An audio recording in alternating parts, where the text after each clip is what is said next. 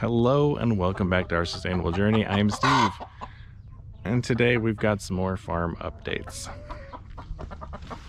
Okay, so I just got back from a farm that was getting rid of their chickens. So I think this is 34 laying hens. So I'm gonna unstrapped. We're gonna get them banded because we keep track of all of our hens. So we've got some bands for them. So these are red. So we keep them all separate. That way we know what year they were born and what batch they're from, essentially.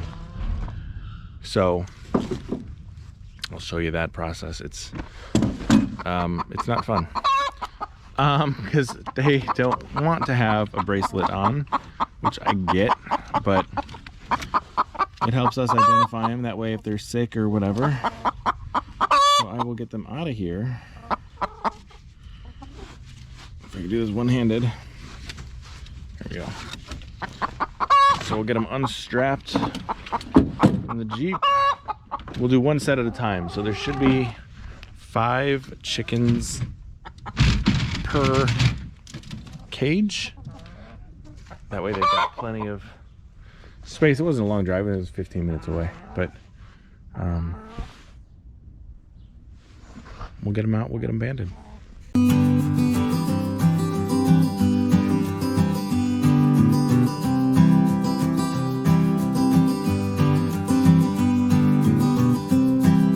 So you're asking yourself, Steve, you have 150, 200 chickens. Why do you need more?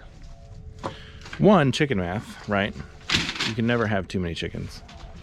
2, because, okay, so the egg laying cycle is based on how much light there is. Essentially, the less light, the fewer eggs, right?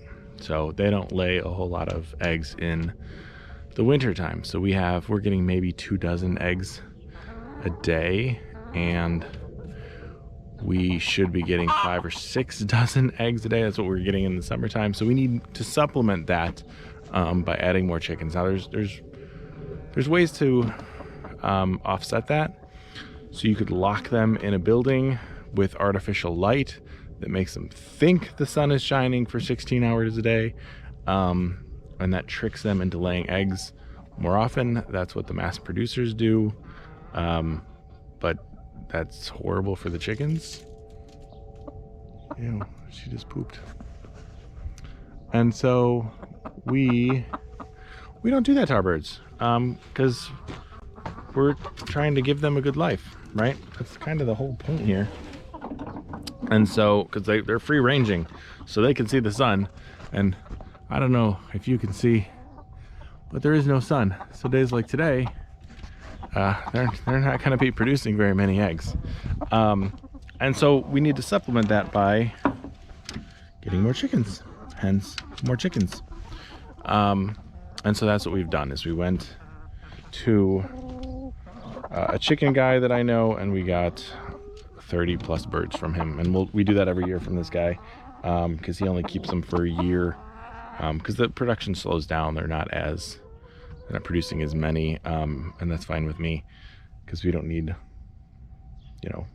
them producing a ton of eggs, but we need them producing more.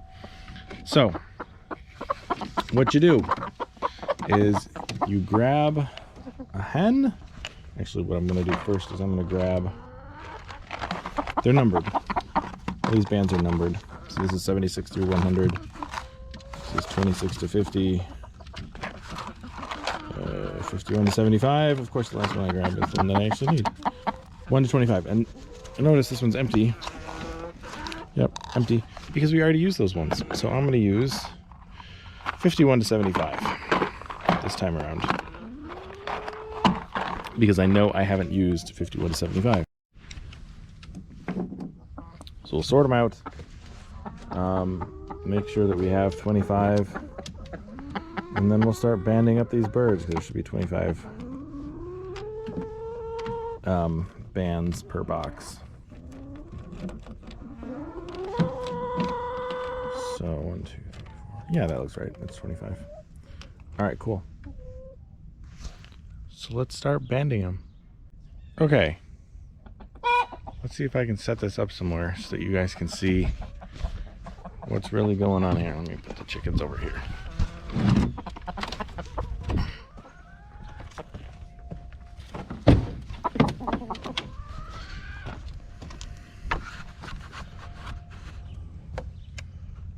That'll work. Okay, so the band stretches. You grab the bird. You don't want them out.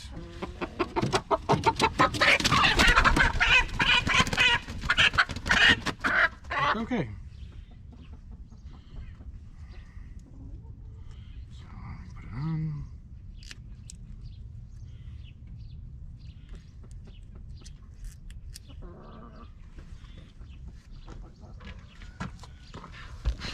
And I know this looks awful, but it's very relaxing for them apparently.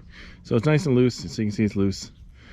It slides up and down, moves around. Sometimes they pull them off, but that's essentially what it does. So I'm gonna do this 33 more times, and we'll check back in a minute.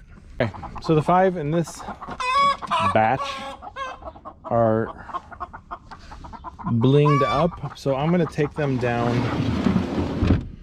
and we'll set them aside, and I'll grab another set and we'll get them all labeled. All right, we're gonna move 20 at a time. So I've got 4 crates in here, 5 each, 20 birds. We will move them into their new home for the next 30 days. So you want to keep them separated. I know these ones are fine because I know the guy and I know what he's vaccinating them against and things like that. But with avian flu and other diseases that can affect your birds, Marek's and other things like that, you want to keep them separate from the rest of your flock for at least a month to make sure that there's not like some mass die-off or anything like that. So we're going to put them in the coop. There's a few birds in there, but they're not really laying anymore. So if something happened, we'd be able to keep an eye on it, because that's the special needs coop. Those are all the hens that need the most care. So they're already not laying eggs. It sounds horrible, but they're of no use to us anymore, so to speak. We're just kind of keeping them alive because we don't really process birds. We don't process the egg layers for meat. So we let them live out their life. So essentially that's where birds like this will stay for the next month. And then the first week in January, we can move them in with the rest of the flock in the barn. So we'll lock them in the coop for a couple of days until they get used to it. But we will keep them separate from the barn birds. So that's what I'm going to do now, is take them over there.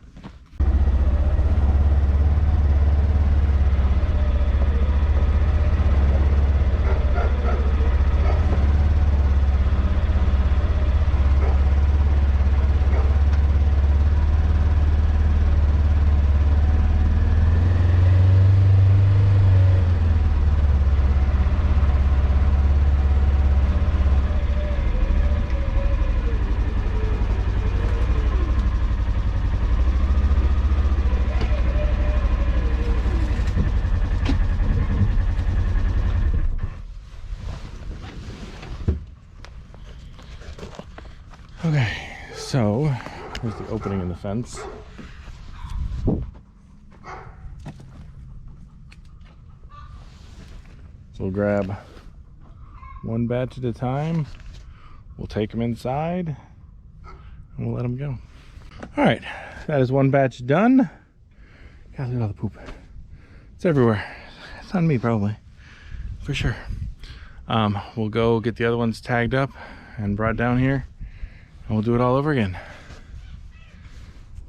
Poo everywhere. I got poo on my phone.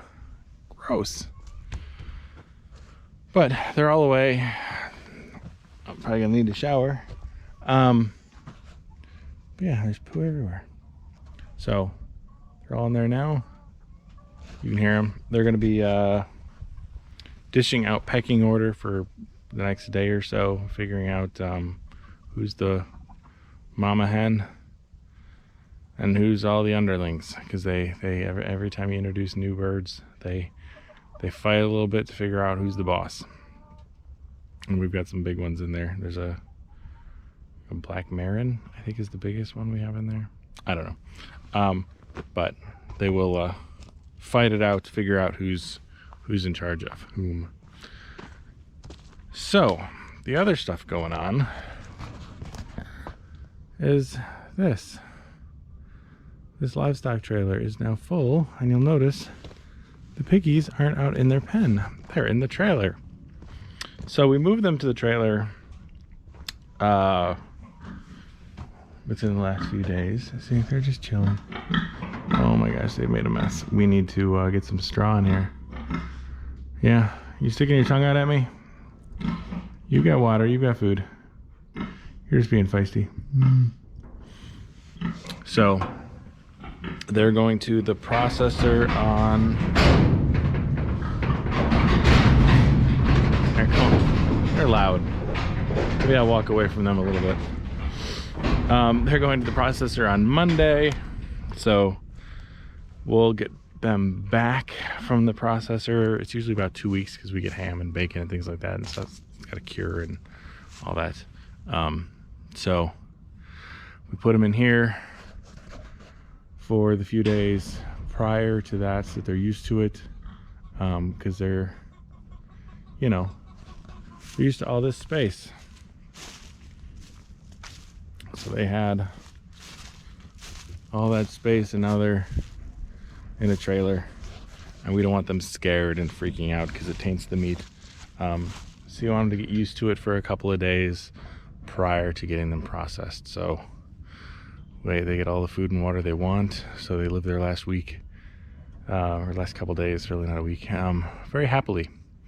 So I'll post a video probably in a month, once we get everything counted and figure out how much meat we get out of these 3 pigs, and I'll go through all the costs and things like that. The cows, they're doing just fine. They're not getting processed for probably 5 or 6 months, probably 6 months at least, so we'll keep them around. We will be doing cows again, so I have a line on some. Try Angus next time. We'll see if that's any different for raising. But yeah, that's what's been going on the last couple of days. More chickens, fewer pigs. We did cull some roosters. We had 5 roosters from some of the eggs that we had incubated and hatched some eggs. And they just, roosters can be a little aggressive with the ladies, and since we want them to be happy, we don't want the ladies getting raped all day long. So we cull the roosters. We keep one around to keep him safe because he's not overly aggressive with the ladies, and he keeps them safe. He's really good about calling them in when there's hawks and things like that in the sky. But yeah, so we had to cull 4 of them. They're in the freezer, or freezer camp. So we'll see if any more of the younger ones that are still growing up. We have a few that are only a few months old. So we'll see how aggressive they get, if they are roosters or not. I don't think we have any more roosters. There might be 1 or 2, but we didn't see any when we were in there. But you know, there's 150, 200 birds. It's kind of hard to differentiate and pick them all apart one at a time when you're grabbing them. So that's it for this week. Thanks for tuning in. We will see you all next time. Have a good one.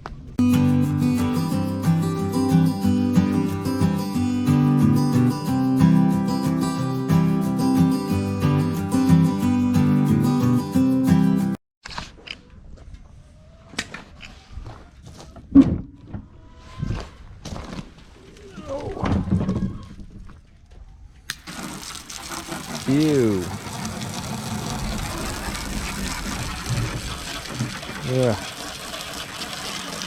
Ugh.